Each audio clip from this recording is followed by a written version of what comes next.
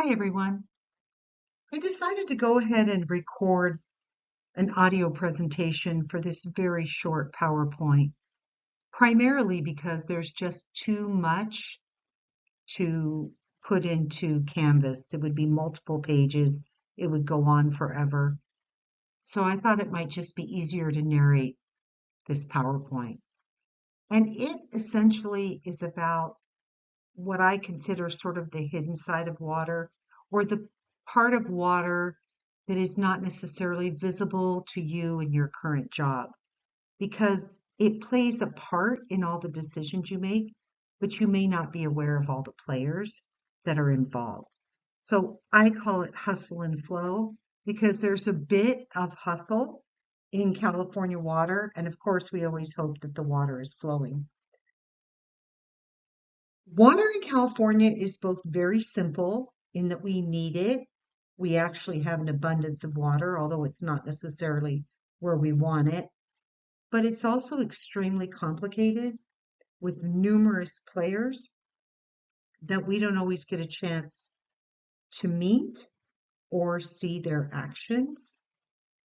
I'm not saying that this is all nefarious, but some of it kind of leans that way.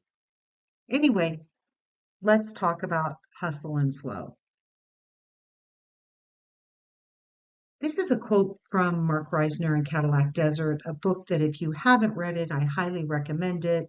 It's very readable. It's a great layperson book. It's not exactly a scholarly book, but it's a great place to start about many of the things that happen in California. Um, Truer words were never spoken. In the West, which is defined as where the rainfall falls to less, or the precipitation is less than 20 inches a year, it is said that water flows uphill towards money. Water is nothing if not a part of money and power. The people who have the money and the power always have or get the water. And conversely, people without money and power often don't have access or adequate, even drinking water. A case in point is in the Central Valley where you have all of this agriculture, right? And you have a lot of people who are seasonal workers, many of them undocumented, almost all of them very low income. And yet in many areas in the Central Valley, they do not have access to potable drinking water and drink water that's either highly contaminated or are forced to buy water. So water is about money and power. Maybe that's your best takeaway from this lecture. We'll see. It starts with this extreme tension between the federal government, the state government, and what I call the locals, even though I've added Metropolitan Water District in as a local because they're not part of the state and they're not part of the federal government. So we all know about the three branches of government, right? We know about the executive branch, the congressional branch, and the judicial branch. This becomes critical in water because they often fight against one another. Also, in the last dozen years or so, there have been changing administrations which constantly are changing the water game at the federal level. And I'm going to give you one example of that. Way back when, before President Trump was elected, he said, I'm going to give more water to agriculture in California. But the fact of the matter is, he really can't. The state water project is entirely within the California border, so there's no federal jurisdiction over it. He can utilize the Central Valley project, but that is actually a relatively small project that already supplies water to agriculture. Then the Biden administration came in and kind of went back to pre-Trump, and now Trump is again the president. So he decided very early in this term that he was going to give more water to California and released a significant amount of water from the Central Valley Project to agriculture. But unfortunately, it was not when they needed it, and it was either perked in perk basins or went out to the ocean. one or the other. It was not necessary, it was not needed. It was basically an extreme example of wasting water. But he felt, then he made a big deal about, oh, I delivered water in California. California water is so complicated that people who live and die in the industry in California can't understand it, let alone a president with not very much experience in this area. So you have the executive branch doing things like this, but then you also have the congressional branch and you have judicial branch also doing their own things at the federal level to affect water changes. So we talked a little bit about agriculture. Where that really plays into is the WOTUS rules, which is water of the United States. So back in the day, a water of the United States had to be navigable by a larger ship, for example. And if if a waterway was navigable by a larger ship, it was subject to the WOTUS rules. But then that rule was changed and it was amended to where even if you have a river or a creek that is occasionally dry, which most of them are in the Western United States, they are not year-round full of water because we have a lack of precipitation, then they were still considered under the subject to WOTUS, right? And a lot of this has to do with how much water you can take and pollutants that you can put in there. So that's a really good example of where the Supreme Court establishes WOTUS rules, the legislature does, and the executive branch tries to weigh in as well. But WOTUS rules changing back and forth is very bad for everyone because you can't plan. You all know in water agencies, we plan decades out. So that's an example of federalism that affects us in California. Pollutants, we have generally stood by the idea that polluters pay. That means if there's a chemical company that pollutes a groundwater basin, and most of us know of Superfund sites in the area, the federal government would prosecute them under polluter pays, and they would pony up to clean up the groundwater basin. So that's been a very important federal rule. Then there's grants and loans. The federal government is our major grantor and loan. If you look in the western states, in California, we rely a lot on DWR, but the other western states also rely on the federal government more heavily than we do, but even we do in California, okay, to build infrastructure, to build a treatment plant, for so many different things, but primarily it's for infrastructure. Now, this recently got a little goofed up because in the current administration decided they were going to put a pause on grants and loans, and that kind of caused a mix-up or a dust-up in California because we have projects that are very long-term.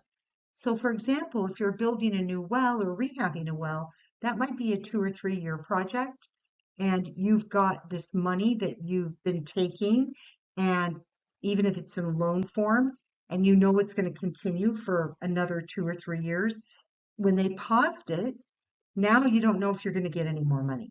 So that means that the money you've spent is probably wasted unless you can get the rest of the money to finish the job. But right now, that's been cleared up right now. So we'll see how that goes. So we all rely on the federal government for grants and loans.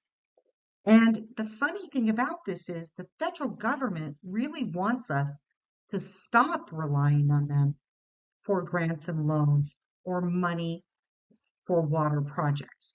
They want us to be more self-sufficient.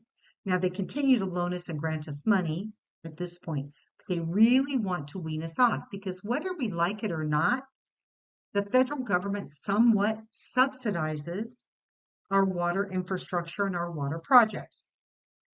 For California, this is good because we're a donor state, right? We pay in more to the federal government in taxes than we get back. We are one of the very few donor states because we have such a robust economy. Most states get back more money than they ever put in.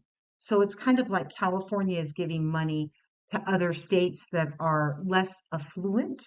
So when we get money back from the federal government for projects, let's say it's a non-repay loan or a grant, at least it's a way for us to get some of our money back. But the federal government wants us all states, to stop using them this way. So we'll see how that plays out. So that's the state, that's the federal government. Now let's talk about the state government. The same branches of government, right? We have the executive, the legislative, the judicial, all the same, but we have a Democratic supermajority and have had for a long time. Now, whether you agree with it or not, when you have a supermajority, no matter what party it is, you're all on the same page. And that makes things a little bit easier for us to manage, right? We're not fighting each other, okay, like the federal government is. They're actually fighting each other and have been for quite a while. But we are also privy to state of California water regulations, as you all know, the new water conservation regulations that developed our urban water use objective, right, which we all have to meet. So that's going to reduce the water we sell, which is going to reduce our revenue, which means we will probably have to raise rates. At the same time, the state is really starting to insist on lower cost water for residents. I don't know how this is all going to play out. If you're going to reduce revenue, rates are going to have to go up, at least in public agencies. I haven't seen a whole lot of frivolous spending, and there's no profit margin in a public agency. So, of course, you're going to have to increase your rates. But this insistence on lower cost water is going to goof things up a little bit. Now we have the locals, what I call the locals. I included Met in there just because they're not part of the state or federal, but we have cities, we have districts, we have agencies, and they are all tasked with implementing the federal and state regulations. No easy feat for anyone. Um, there was recently a regulation about 3 years ago for, I think it was for TCP. It went from a standard of like 37 to 5. And I know of a couple cities that took all their groundwater wells offline instantly. Like they did not have the treatment, and it was a pretty quick change. They did not have the treatment facilities to make that new regulation, so they just switch over immediately to imported water until they could build a new treatment plant, which they did. Those are just coming online now, so they can go back to groundwater. But that was an unnecessary expense that they weren't planning for, right? So we have to, these locals, we have to implement our stuff, right? And we all have our own unique supply, which really changes things. I'm going to use the example of the city of Upland. They have very solid water rights in 3 different groundwater basins. They also have solid groundwater, or they also have solid surface water rights in San Antonio Creek. They also have imported water through the WFA. So they have really a very robust water supply portfolio. If you looked at San Diego, though, not so much, right? They don't have any groundwater. They have very little surface water. They're primarily imported water, which is very expensive. Naturally, San Diego's ratepayer pays more for their water than the city of Upland does. Look at City of San Bernardino, 100% groundwater. Look at City of Riverside, 100% groundwater. But MoDOC, nope. MoDOC's an agency with some sub-agencies underneath it, and they don't have a lot of groundwater. They're too coastal. So everybody has their own unique supply or water supply portfolio. This has political ramifications that, you know, people getting elected, people not understanding what's going on in their own agency, thinking about other agencies. There's a lot of political ramifications for this. And unfortunately, these local agencies, there's so many of them that they're often very siloed. They don't even understand what's going on next door, let alone 2 doors down. So where they could maybe work together to wheel water, purchase water, transfer water, conjunctive use projects, they don't always do that. They are better than they used to be, but they don't always do that. So you've got all these players, right? The federal government, the state government, and then the locals all playing in. So that brings us to California again and the federal government. And the reason I'm showing you this is there is a Senate Appropriations Committee with a subcommittee on energy and water development. And we used to have a Californian on that committee, which was Dianne Feinstein, but she passed away in September 2023, and we no longer have a Californian on that subcommittee. We do have a chair and vice chair, John Kennedy from Louisiana, Patty Murray from Washington State. Those are both states with a lot of water. California now has 20% of the country's population. 1 in 5 Americans live in California. And yet, for this incredibly important subcommittee, we have nobody to speak for us. And I guarantee you, John and Patty do not understand the water situation in Arizona, Nevada, Colorado, New Mexico, or California. So I'm very concerned about this personally. Not one Californian on the committee. Dianne Feinstein was very much in the pocket of big agriculture, and I didn't love that. But she was a Californian and she did understand the water situation. So I miss her being on that committee. She was on it for a long, long time.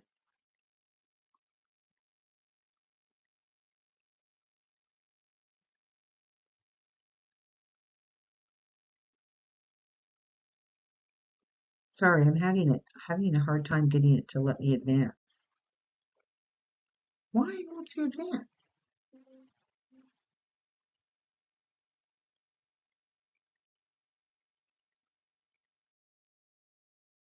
All right, so now we're going to talk briefly about wholesalers, and I'm highlighting Metropolitan Water District on this one, not because I haven't had great relationship with them, worked with them for over 20 years, but because they are the biggest wholesaler in the United States. They wholesale water for 19 million people. They own the Colorado River Aqueduct. It is theirs, lock, stock, and barrel. They are the fourth largest contractor for the state water project. So they are very important and very big. So, they were formed back in the 20s, and they were formed exclusively to bring water to the west from the Colorado River. And they built that aqueduct and did a marvelous job. They were formed by a number of agencies, some of which are listed here. There are 26 member agencies now. And I've just listed a few. There's Western Municipal Water District, Eastern, Pasadena, Inland Empire, City of Los Angeles, San Diego Water Authority, etc. Underneath those agencies are what are called sub-agencies. And that would be like, look at Western, Harupa Community Services District, City of Riverside, City of Corona, so on and so on. So when we need imported water and we're in Corona, we contact Western, Western contacts Metropolitan, and that's how we get our imported water. Everybody gets a cut along the way, right? So Corona pays Western, Western pays Met, and Met pays the state. That's how it works for imported water. Usually, each agency has about 8 or 9 sub-agencies underneath it. Each agency has one vote on the Metropolitan Board, with the exception of City of Los Angeles and San Diego Water Authority. They each have 5 votes. Okay, and that's because they hate each other and they wanted them to be able to cancel each other out. So how does this work? Well, I live in the city of Riverside. I'm going to vote for my Western Municipal Water District board member. Okay, and when that board convenes, they're going to appoint one person to sit on Metropolitan Water District's board. And they're going to make decisions about policy, water, all sorts of things, right? Whatever they do as a wholesaler. The reason I think it's a little non-transparent is they do control the water for 19 million people, and yet it's not particularly transparent, and you can't vote for them directly. Now, it's worked pretty decently for a number of years, but I am going to say Metropolitan's been sued multiple times for different things, and so there can be issues with that. But, and understand there are other wholesalers, okay? There's a wholesaler out in that wholesales to City of Redlands. It's called Muni. It's in San Bernardino. They're not near as big as Metropolitan Water District. There's wholesalers everywhere, but this is the biggest wholesaler. It's the one many, many of us know and will deal with in our careers. Now we get to what I call the influencers, right? And to me, this is a little bit of the shady side of water. These particular people are Stuart and Linda Resnick, and you probably don't know them, but they own Palm, Palm pomegranate juice, Fiji water, Paramount Citrus, but they're primarily the largest pistachio and almond growing and processing operation in the United States. They are very big. They also virtually control the water in the Kern Water Bank, which is supposed to be a public water supply. Okay, so I'm not a fan. I've noticed you noticed there that they are billionaires. Okay, they have a phenomenal amount of money. They are highlighted in a movie, I think on Netflix called Water and Power, a California heist. And these are people that most of us don't even think about, but they're very powerful and they're very influential.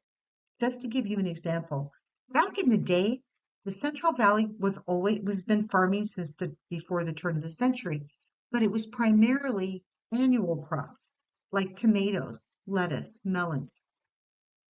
Then you had, and they were primarily family farms, to be honest. And then you had these large growers come in and they switched out from those types of crops to much more water intensive crops like pistachios, like almonds. And the reason that they're so much more water intensive is the tree has to reach a certain age before it produces. In some, like a citrus tree often has to be at least 10 years old before it'll produce citrus. Well, that's the same with pistachio and almonds. And you have to water them all those years before you get anything off of them.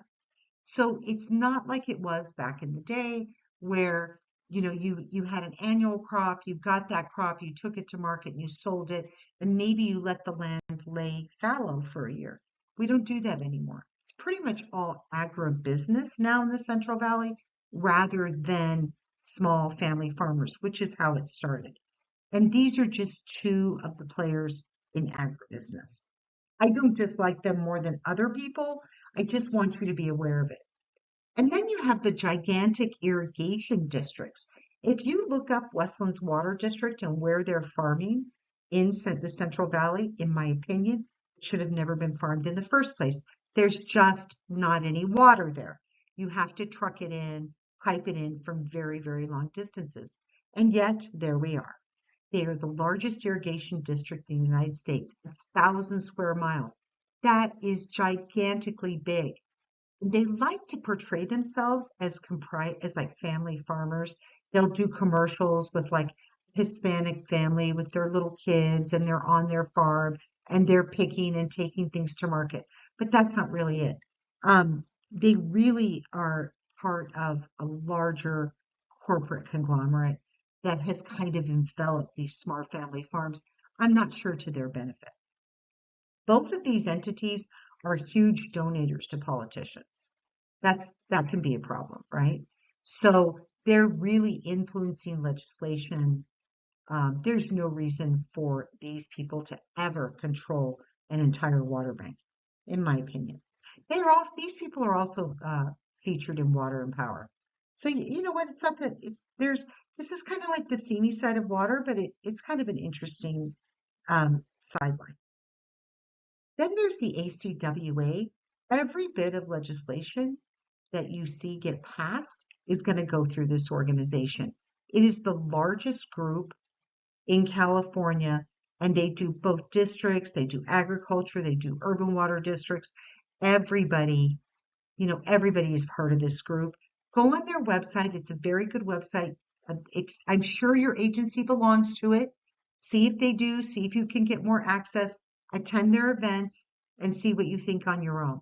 They are also huge donators to politicians, right? Like any lobby. Think of them as essentially a very large lobby. Okay. And they have a new interim executive director. I don't know what happened to the last one. I did think this was interesting. It's Marwan Khalifa. Khalifa was the how California got its name. It's directly derived from Khalifa. So There you have it, a little bit of trivia. Now we're going to talk briefly about the local players. As much as we've mentioned the federal, the state, these large people in the room, I think your local water board and city council and involvement in those is, and the county too, is critically important. Okay. Paying attention to what your water district does is really important. One time I saw water budgets, water conservation budgets, which we haven't gotten into that in the rate module yet, get derailed by 5 people. It was a part of a rate study, get derailed by 5 people who actually knew what they were talking about, and they were lay people. They were not industry people. But they figured it out. They came to a meeting. They derailed the whole thing. It was pretty impressive, actually. Talk about grassroots. Not saying that's good or bad. I'm just saying people who show up at meetings are really important. And I would encourage you to show up at your own meetings, whether they're city councils or water boards. As a staffer, I would really encourage you to go, even if you're not required.